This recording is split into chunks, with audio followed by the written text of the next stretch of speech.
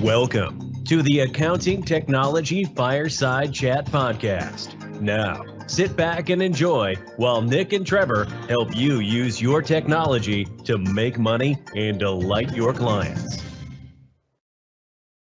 Let me start again. Hello, everybody, and good afternoon, and welcome to the Accounting Technology Fireside Chat, all about working remotely and working with teams. And I'm delighted to have with me Trevor Shoemakers. Hello, Trevor. Oh, you can unmute as well. Off. I did that one. Yeah, we keep on clicking each other off. How are you, Nick? I am good. Nice to see you down here in Melbourne, sunny, shining, so lovely. Cool, and your NBN is rubbish, which is roughly the same as everybody's network at the moment, but there you go. Yeah, not very good, is it? So it's all gone terrible in the last 2 weeks. Yeah, but that's okay because we can live with a slideshow rather than necessarily look at video. So first of all, welcome everybody. This is going to be a guide to working remotely. We're using Teams Live Event, and for Trevor and I, it's the first time we've ever used that. So it's going to be a little bit exciting to see if it actually works properly and comes together. We've got a load to go through today. We've got lots of demos and we've got lots to talk about. If you haven't joined us before, Trevor and I also run a podcast called the Accounting Technology Fireside Chat, where we spend half an hour every week or so just chatting about technology. So this is going to be fairly relaxed. It's going to be fairly interesting. Shall we get on with the show, Trevor? He's muted again. He's very good at doing that.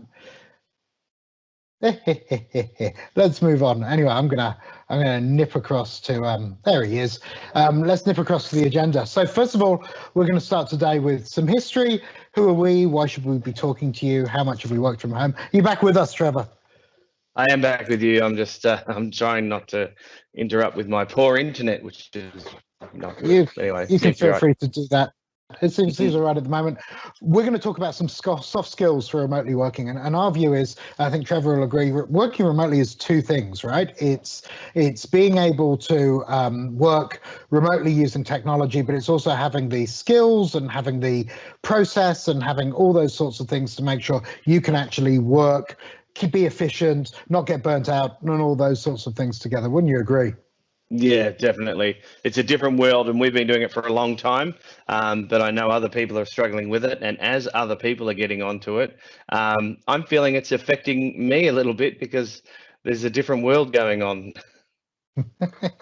There is, and I remember, and this is where we get conversational, right? I remember when I first started doing cloud computing, and somebody said, "Nick, what's your vision for working in the cloud?" I went, "It's working, being able to work the whole day from the pub." Little did I know that I was going to be working the whole day from at home. So, without further ado, let's introduce ourselves and say who we are. So, let me find my mouse, which is on one of my screens somewhere. There we go. Here you've got on the left-hand side of your screen, Trevor Shoemakers. Trevor, why don't you introduce yourself, and I'll get a little bit of video and see if we can make that work. Not a problem. Okay, so yeah, my background is accountant for way too long, and went over to the cloud space, sort of jumped into the zero space for a while. During that time, I was really focused on getting my business technology right and working in the cloud. And that's where I met Nick, and together we developed some pretty cool software that we won some awards together for. Now I'm sort of getting back into helping more and more accountants and businesses get more technical and improve their processes. Fantastic. Thanks, Trev. And so, hi, everybody. My name's Nick Barjard. I'm the guy on the right with the hair. Trevor's the guy with his hair slipped down under his bottom lip. And I've been a technologist most of my professional career. Spent the last 7 or 8 years working with Trevor on doing some stuff with accountants, but spent an awful lot of time working remotely. So hopefully this is all going to be fairly useful and give you guys a whole bunch of useful content. You will notice on your screen, there's a questions button. So there's live questions throughout this. Feel free to hit the questions button, type in a question. When you type it in, we'll see it and we'll either respond to it in text if we can, or we'll talk to you about the response as we go along. So let's get moving. So let's talk about the struggles of remote working before anything else. So first one is motivation. I must admit, I hit that this morning. I woke up, I knew we were doing a webinar. I was a little nervous about it because I get nervous before those sorts of things, and I didn't want to get out of bed. Trevor, does motivation ever hit you working from home? Yeah, definitely. It's, you've got people in your house that some aren't working. There's dogs that want to go for walks. There's everything that's going on. Friends are out playing golf and all of those sort of things, and you're sitting at home at the desk, and you're tempted to go off and go and play and do other things. So it does distract you. Okay, so we'll talk about some strategies for motivation. The next is burnout. I know I've had days where I've been on video calls all day, and I'm absolutely shattered by the end of that. Is that just me, or is it everyone? No, I get it. I definitely get it. You don't have the travel time. So travel time, commuting from appointment to appointment is an opportunity to have a breather and a break. And what I'm finding is you're backing up meeting, and you're not having any break from it. You're literally turning off one meeting, going into the other. And that is intense, an intense day. Okay, so we'll talk about some strategies for that, which I reckon will be cool. Next one, distractions. Now, I could almost show you my office. My office isn't really an office; it's an alcove, and the books you see behind me aren't really books. They're a green screen, and my video's frozen, so I'm going to send Trevor back so you can see him. No. I get distracted all the time. I get distracted by the dog walking past, the kids asking questions, all sorts of stuff. Distractions are a big problem for me when I'm doing these things, and I'm sure they're a problem for you, Trevor. I just said a delivery. There goes the doorbell. So you just had that as well. I had that in the middle of a webinar. That's awesome, isn't it? Now, I'm hoping one of the recalcitrant children will go and get whatever the delivery that is. So distractions and Go on, Trevor, you go first. When that happens to me, my dogs go crazy. They just have this, they absolutely love anybody wearing high vis, and they want to, I don't know what they want to do with them, but boy, they go nuts, and it's terrible, and the sound is terrible. So they're locked away in the bedroom, far enough away from hearing anything like that, because they go crazy. Okay, yeah, no, I understand. I have a puppy that barks at police cars, other dogs, and really anything at all. Luckily, he's been taken out so I can get on with this webinar. Not taken out, taken away for a walk so I can get on with this webinar. So dear, oh dear, oh dear. Yes, there we go. There's that one. Distractions, they can stop you performing well. Interruptions, and the next one. And the last one is comfort, right? At work, kind of you're sitting at your desk, you've got a decent ergonomic chair, everything's around you. Comfort's really important too, right? So how do you deal with comfort, Trev? Checking out my office. I've got a fire going off in the corner, keeping the temperature nice. I can control my temperature. I've got a nice chair in there. I've got a proper office set up. I must admit, I've really worked hard to get my office right, and I've got a wife who loves designing it, and it's a space that I've had, because for 5 years I've worked from home, and I actually love working from home, and it's really important that I've got a nice space that I work in. Cool, awesome. So I might take you on a tour of my office. So looking at it right now, it kind of looks fine, but if I pick up the camera, you'll see that the green screen disappears, and I'm actually in some alcove in another room with my big stage lights and my screens, and I won't show you the mess, but if I put it back, everything looks wonderful and looks like I'm in an absolutely stupendously awesome office. But there you go. Those are the differences of working from home. So let's talk about some strategies, right? We've talked about the issues. Let's pop on to some strategies. So if I go to the next slide, first one, this is a really important one for me. I don't know how big it is for you, Trev, but compartmentalization. Making sure you have space for work, dressing appropriately, and having time for work, and also stopping at the end of the day. And I noticed Jeff Snover, who's one of the distinguished engineers at Microsoft, has finally set himself up a little home office. And he said, it's amazing. I now have this distinction between work and home. And I know, Trevor, you've always had a separate space as an office. I think you can really underestimate that distinction, right? Yeah, definitely. I've got to do the same thing. I get up. There's some other things that I talk about, and we're going to go through each of our days. But I think I just might have gone frozen, but we'll see. Don't worry, because nobody's hear me seeing your okay, Nick? face. Sorry. I can hear you fine, and nobody's seeing your Might face. leave so you to go you're with this okay. one. All right, cool. So Trevor's obviously on the NBM, just like me. So so compartmentalization is really important. You can't underestimate it. The next one is just like having back-to-back meetings at work tire you out. It's actually twice as bad in online meetings because you feel a lot more self-conscious. So make sure you break your meetings up. You have gaps between them, and don't always start a meeting on the hour. You'll actually find if you start things on the hour or half hour, that's when bandwidth is being used the most. Start them at 15 minutes or 12 past and make meetings shorter because you can. So that's meetings.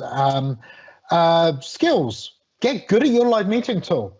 I can't count on one hand the number of meetings I've been to where somebody can't make their video work or is on mute or all sorts of things. Practice using the tools you've got. The better you are, the more natural it is using the tool, the easier it's going to be for you, right? Distractions. One of the things is set aside time for work and do work. Don't do TV or something else. And Trevor, I think we can hear you again, can't we? Yeah, I'm back on again. So cool.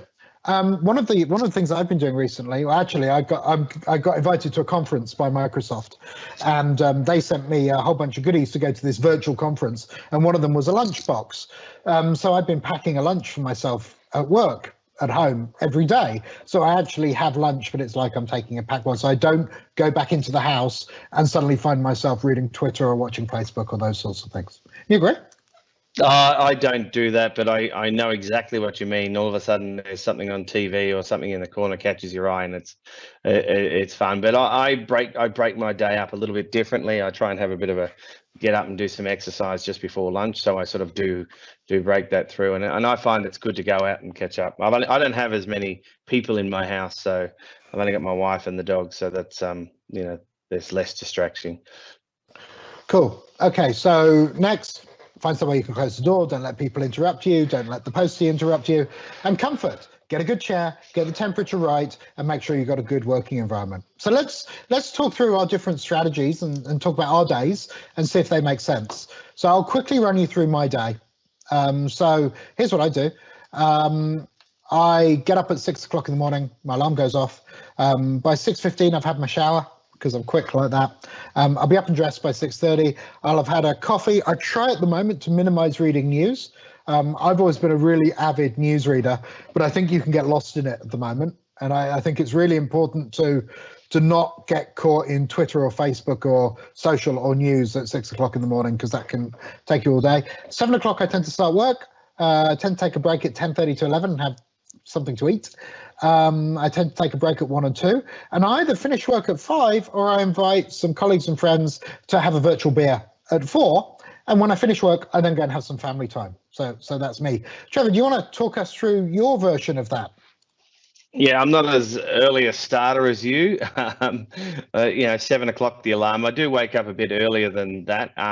Get dressed, have shower, that breakfast. And then I start then, but at 8:30, I've got a trainee working with me at the moment.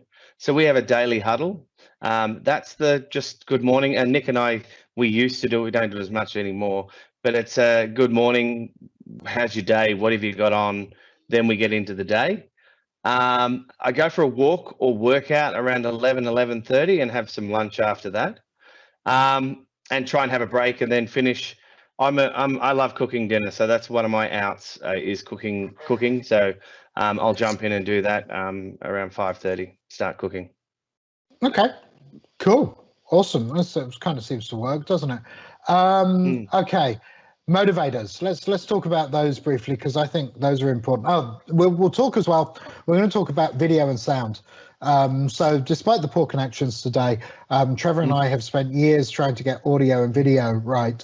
I think sound's really important. I'm very auditory, but getting your video right is too. You don't want cameras staring up your nose. You don't want things looking from the top of your head. You don't want half of your head cut off. So let's have a look at motivators before we get to those. So number one, keeping each other honest. Trev, I'll let you talk about that. No, I won't. You're not going to talk. I'll talk. No, I'm getting cut out. Sorry, mate. You're fine. Run. One of the things Trevor does, and I tend to do when I'm working on a team project, is we have a daily meeting.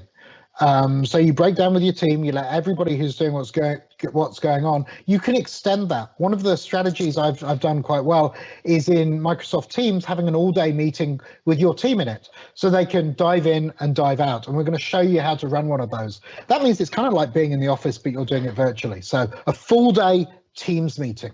Right, just leave Teams on all day, dropping in and out of a meeting. I know my daughter works in IT support. She runs one of those all day at the moment. Next, use your calendar. Trev, talk to us about calendars and why they're important. I'm not going to try. You just keep going, Nick. I'm having troubles. Okay, well, you sound perfect, and I can see your video beautifully from here, so I think that's cool. So let's talk about Let's talk about using your calendar. If you have meetings in your calendar, it will tell people when you're busy and when you're not. So you can use your calendar to actually set up times when you want to not be disturbed, working times for yourself, and I'll show you how that works when we get into demo stage. And the next one is checking on your team. Right, you can call people we're going to use Microsoft Teams today. You can call your team, you can send them text messages, you can see when they're on and when they're not. Check in on everybody and make sure they're doing okay. I think that's super important. And so when you're preparing for a meeting, right, here's what you should do to prepare for a great meeting. Number one, make your environment clean and tidy, make a space for everything. And the picture on the right is the Rodecaster Pro. That's what I use to do audio. Make sure you've got good, strong lighting on your face. People want to see your face. Make sure it's not dark and horrible. And audio, a headset is a must. Don't just have your standard PC audio. It will be horrible. So Trev, I know you're using a Plantronics headset. Yep, love them. Cool. I like the one. I don't like the one right over my head as much. I like to have this one on the side, so it's sort of not as obtrusive. Okay, so let me send you live so everyone can see. Show us your headset, Trev. Yep, just a little Plantronics headset on the side there. Okay, cool. Yeah. And I'll show you what I've got. I've actually got a clip-on radio mic here, and I've actually got, if I can turn my head the right way, a little Plantronics headset I'm only using to listen. And then the audio is being mixed through my audio mixer, so hopefully it sounds kind of okay, but who knows really. All right, okay, so the more you try on audio, the better you can. So let's get into it. We're going to do these things using Microsoft Teams. So let me introduce you to Teams and tell you what we're going to go through. So first of all, we're going to talk about the Teams interface, right? How you use Teams, what it looks like, what the things do. We're going to talk about Teams, channels, and chats. We're then going to talk about one-on-one calling. We're going to have a chat with you about scheduled meetings, and we're also going to talk about breakouts. One of the things most people don't know is you can run multiple meetings at the same time, and so you can break out into different bits of the same meeting and all come back together. And of course, you can end a meeting for everyone. So we're going to try and do some live demos, Trevor. Any trepidation there? You reckon we'll be fine? So long as my internet stays going well, hopefully your system's right and 1 o'clock everything doesn't crash.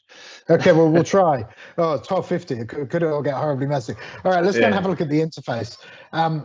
So what you can see on the screen is the Teams interface, and let me run through it. So at the top left, you've got activity. That's a feed of recent things that have happened, files that have been uploaded, people who have said things. If you want to talk or chat to someone, you hit the little button just above and you can type in their name. There's Trevor, and I see my most recent one-on-one chat with him, and I can add good morning, right? So that sends Trevor a good morning. Next, I've got Teams. So I'll have a whole bunch, and you see I've only got 2 visible here, but I can also create hidden teams. So I can hide the teams I don't want to look at the moment and just look at the teams I do. And then I've got a bunch of options. I can delete them if I've got permissions, manage tags, get a link to invite someone, leave the team, add a member, or add a channel. And we're going to go through all of those and show you how those work. Underneath there, we have channels, and you can have different people engaged in different channels. Right? Next, we have your Teams calendar. Exactly the same as your Outlook calendar, but this is where you should go and schedule Teams meetings. Next, calling. So we have the ability to speed dial, we have the ability to look at our contacts, look at the history of calls, and go get our voicemails. So Teams is also a voice system. And then I've got any files that have been uploaded into Teams, and we can also add a bunch of different apps. So in that whistle-stop tour, that's an overview of the Teams interface. You've got a bunch of things down the left, but you've got Teams and channels. Got any questions, Trevor, or did you follow that? Broken a bit, but no questions. I've been using Teams a lot lately. I absolutely love them. I love the ability to get documents in there. I think with the channel, having that email as well, being able to forward email straight into the channel is also a good tool to keep track of those communications. So it's something that I'm using a lot more now than I ever have. Okay, cool. So being able to email to a channel is a really easy way to communicate. And as we have lots of systems that send emails, we can get them to email Teams channels as well. So you can see all the results of Talk Techie from your backup system, or you could see things coming out of the ATO or things coming out of anybody who emails your business regularly, if that makes sense. So that's the interface, but that's a really rocket fast overview. Let's go into these bits in a bit more depth. So I'll talk now about Teams, channels, and chat, which is a bit of a bigger topic. All right, let's see if we can follow this. All right, so back where we were in Teams. All right, and so what I'm going to do is go back to our list of teams. And teams are really areas where you're going to collect things together. To create a team, I hit join or create a team, and I can just go create one. So I'm going to build a team from scratch. It's all kind of simple. I'm just going to say it's private, so people need permission to join. And I'm going to call it test team, for example. Let's give that a go. Okay, and I'll go, this team is all about testing, because I have I'm not really very good at making things up. Okay, and Teams will go and create the team. It's creating an Office 365 group, and it's able to invite people if I want. So once my team's there, as my test team, I want to manage it. So let me show you the different things I can do in a team. So I can add members. And so it says I've got members and guests. I don't yet. I've just created it. So I'm actually going to go and add Trevor as a member of this team. There you are. And I'll hit add. When it's found him, it will then add Trevor. If people are requesting to join, they'll appear in pending requests, and I can manage my channels in here. So I can get the email address that Trevor was talking about from there, or set permissions for the channel. Let's go back into manage the team. Then I've got a bunch of settings, and there's loads. I can add a picture to make it easier to find and view. I can choose what members can do. I can choose what guests can do. There's things called app mentions. I won't spend a lot of time with those, but I can configure those. I can also generate a code to allow people to say, I want to join a team, and they just type in the code. So you can allow people to do that, and the code just works within your organization. And I can also add apps. Teams integrates with all sorts of things. We're not going to cover that here, but you can add apps into your teams. Now, if I want to add a channel, maybe for a breakout meeting later, I click add channel. Give it a name and click add, and this stuff it's really fairly simple. So I've done teams and I've done channels, so you always get the general channel. And if I want to have a chat in a team or a channel, I just start typing things in and they appear and scroll as we go. If I want to mention Trevor, I type @Trevor. It won't let you @ yourself, and it will actually send him an alert to say there's a message for him in a team. If you want to get a bit fun, you can actually add GIFs or GIFs, depending on how you want to pronounce them. And you can do a search, and I can put that in. Now, if that's not safe for work, and I don't really want Trevor to see it, as the author of that message, I actually have the ability to delete it. Your policies might be different in your organization, but let me just kill that one, because I don't really want Trevor to have to see that scary face. I think that will ruin his day. So then I can go click on people and find out some stuff. I can have a one-on-one chat, right? So straight from an app mention somewhere, I can go straight into a one-on-one chat. I can also see what Trevor looks like in the hierarchy. and how the organization works. So you can go navigate around your organization directly from in Teams. And you see, I haven't really left the interface. So lots and lots of really useful stuff there. I can also do a meet now and start a meeting in the team. I can insert a stream video. I can give Trevor some praise, or I can punch in any apps I want. Let's add the weather. So I'm going to add the weather for Sydney. Here it is. And there's the weather for Sydney. Not very helpful. I can go and get more information, and that will pop up a web browser on my other screen probably, so you won't be able to see it. But the other thing I can do if I want to add an app is I can add something like Wikipedia search. Let's say this is all about Xero, and we want to find out who is the company Xero. Well, I can search for that in Wikipedia. Here I go.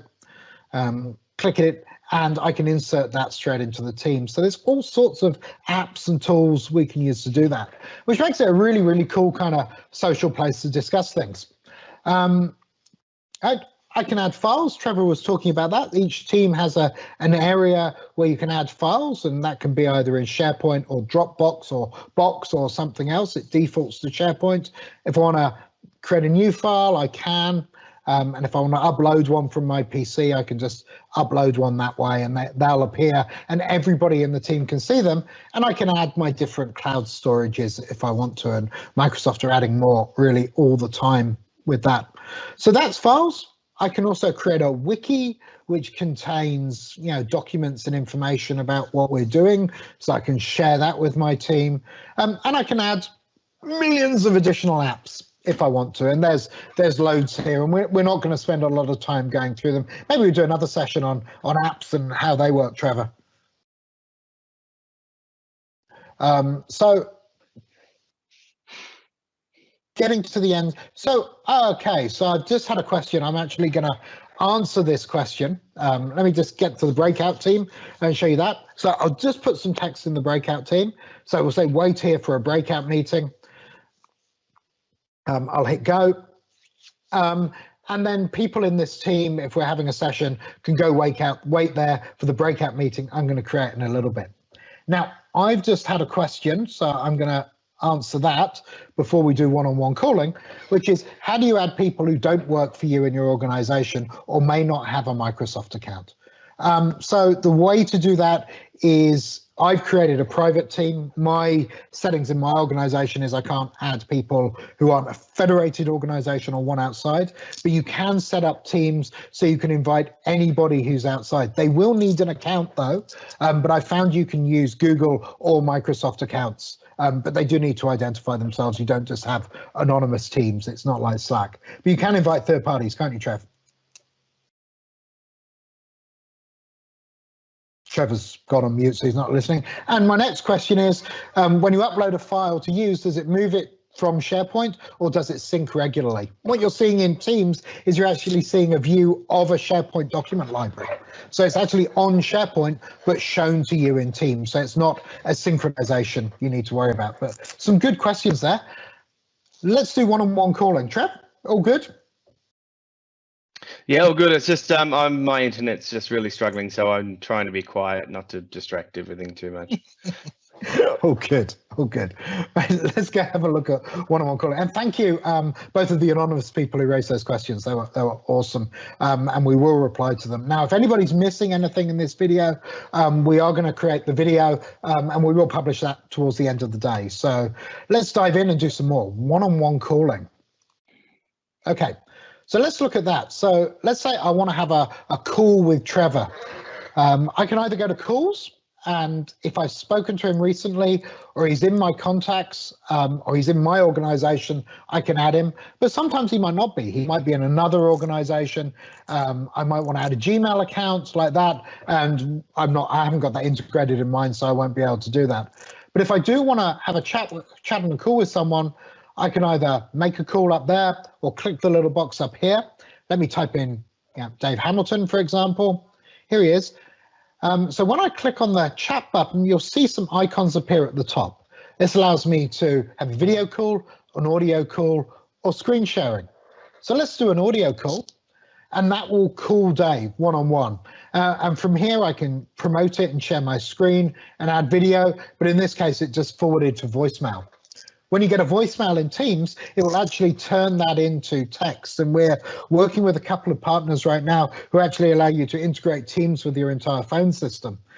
So you can get that information from your phone system, which I think is super valuable and works really well. So moving on from that, one-on-one calling is just like using a voice and video calling system, but you can integrate it with the traditional telephone network and actually allow people to phone your desk phone straight into Teams, allow Teams to call out. And we may do a session on that, so you get a view for that a little bit later.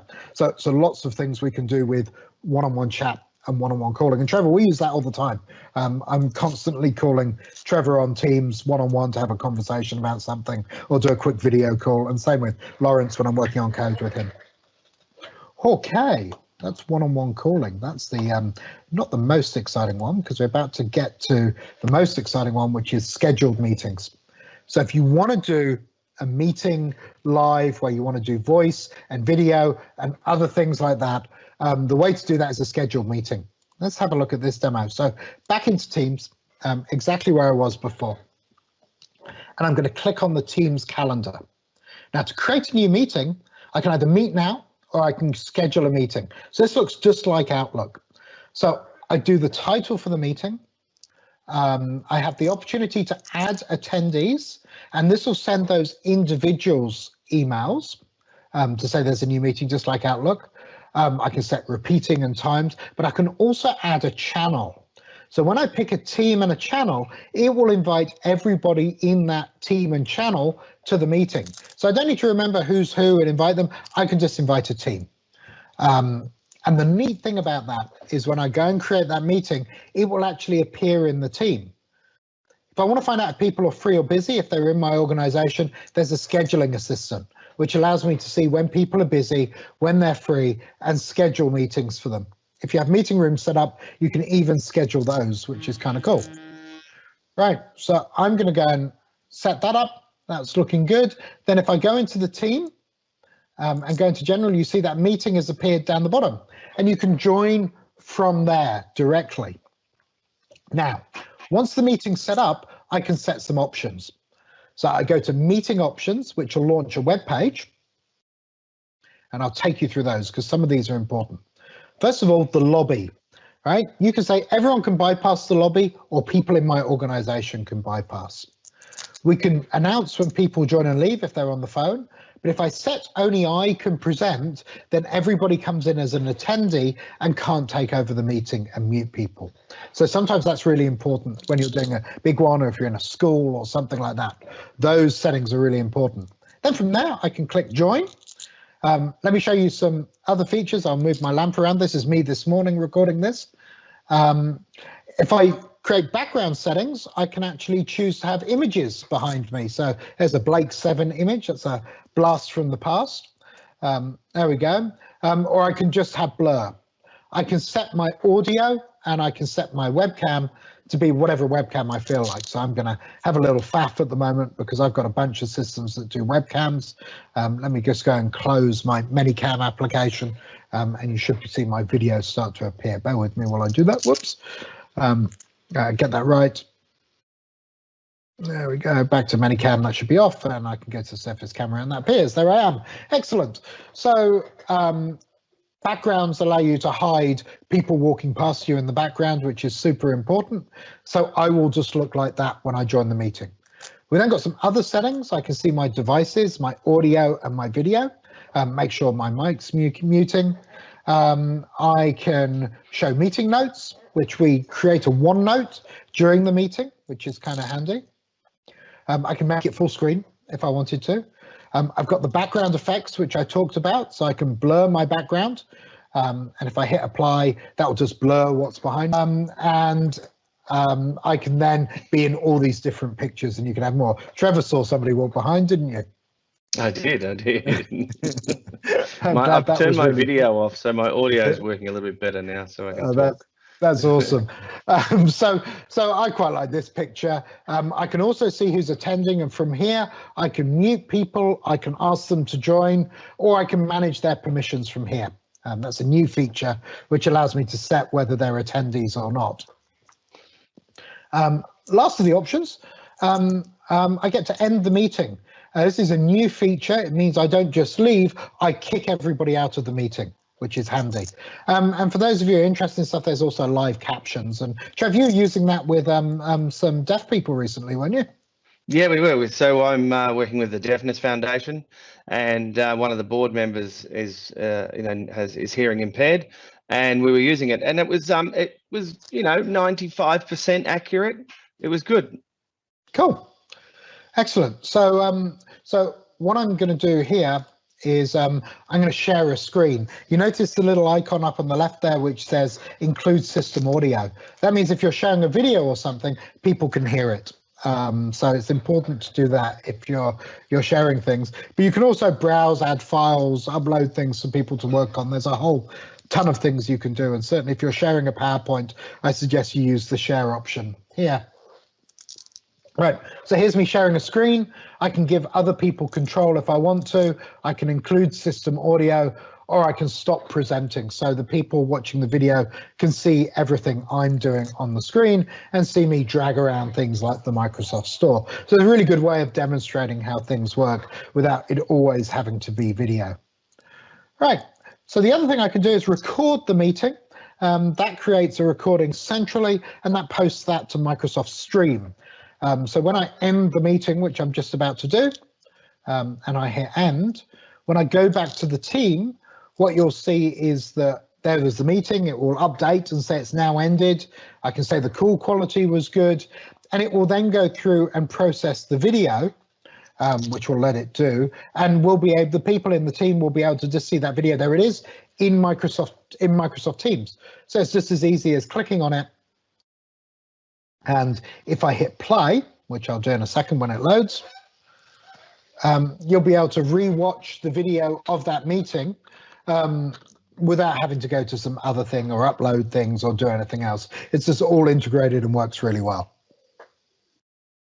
Yeah, I've been doing that a fair bit with training lately, and it's been really good. We've been running a team, and in that team we do the training.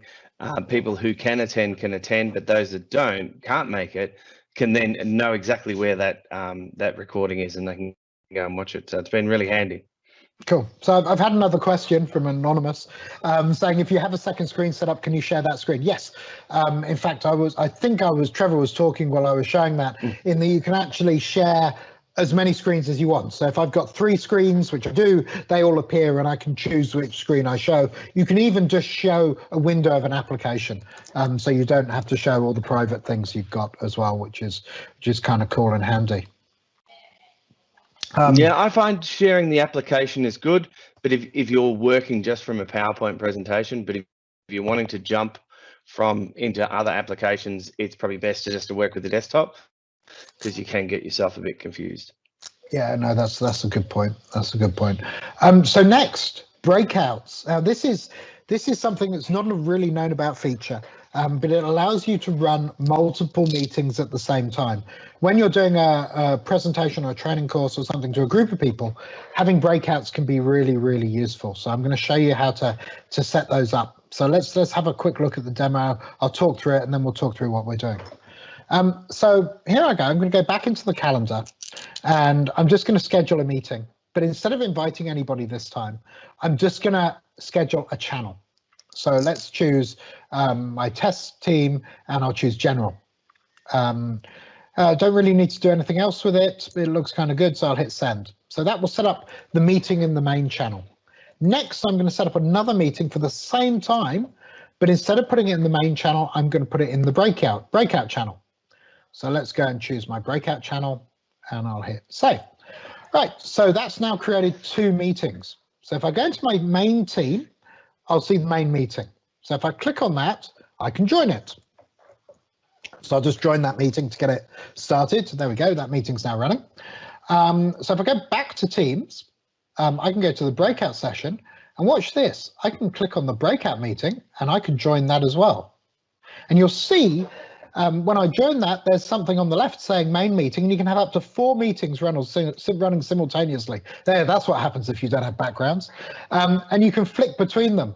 What is also cool is I can change my background for each meeting. So for example, here I'm changing my background to that one. And in this meeting, which is the breakout room, I'm going to change my background to this one. There we go, so balloons. And if I flick between the meetings, you'll see my background automatically changes. I don't have to do anything. So I think that's kind of cool. So that allows you to run multiple meetings simultaneously. When you're finished, I'll go into the breakout meeting right now, and I'll end it and kick everybody out. And that will take me automatically back to the main meeting. I can hit rejoin, and then I can end that meeting and kick everybody out. So that's how to create breakout meetings, and you can dive in and out of them, and when people are in there, allow them to join, end the meeting, etc. So I think breakout meetings are super useful. And so that's an overview of doing meetings with teams. Trevor, we've kind of got to the end of my content today. In conclusion, I think you need to stay motivated. You need to get your work done without interruption, and you need to stay connected to your team. So Trev, feedback on and comments and what else you want to look at. And we're obviously running up to 1:13. We've got a few minutes left, but I think we've covered a lot today. Yeah, we have, and all of these things is stuff I've just learnt today. There's a few settings that you put within when you were setting those teams up that I wasn't aware about. The breakout sessions is something I'm going to start using a lot more of, especially with my Friday afternoon drinks when we've got quite a few people on the call. You can have different areas, I think, for your Friday afternoon drinks. You can have a sports, you can have music, you can have other things going. So might be something to look at. Absolutely. No, you've got a really good point there. So the question was, in a breakout meeting, does the audio become private for each separate meeting? The answer is yes, it does. The meetings are actually separate meetings. You can join different ones, but they don't actually merge together. They all are absolutely separate. So it's like having separate physical rooms. So you can direct people into separate meetings in separate channels. You can have channels for various things and set up meetings in them. It actually works fairly well, but thank you for that question. So I think before we end, if anyone has any more questions, now's the time to get those in. So we're going to let people get on with that for a few minutes. So this is really the first of our HubOne Live sessions. I haven't found it too stressful. I think what we'll do is look at probably doing some more of these. So for everyone who attended or wished to, thank you so much for attending. We're going to send out some more invites over the coming weeks, and we're going to tackle more topics of working remotely and working from home and using technology, and hopefully we can give you some benefits. And if not, let us know. But feel free to ask more questions. But if there's nothing else, I'd like to say to the whole bunch of you who joined the meeting today, thank you so much for attending. Trevor, thank you for coming along as well. Yeah, thank you. Apologies for my internet. I'll be on the phone with Vodafone this afternoon. It's the first. It's been absolutely fantastic until this week, so I'll find out what's going on.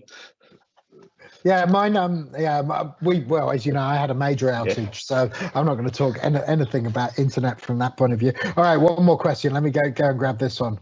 I'll let that one go. Jim was asking how many on the call. Lots, Jim, but I will let you know personally afterwards. But that's superb. So I think what we'll do is we're going to have a call next week, and we'll start talking about Teams and Teams Voice.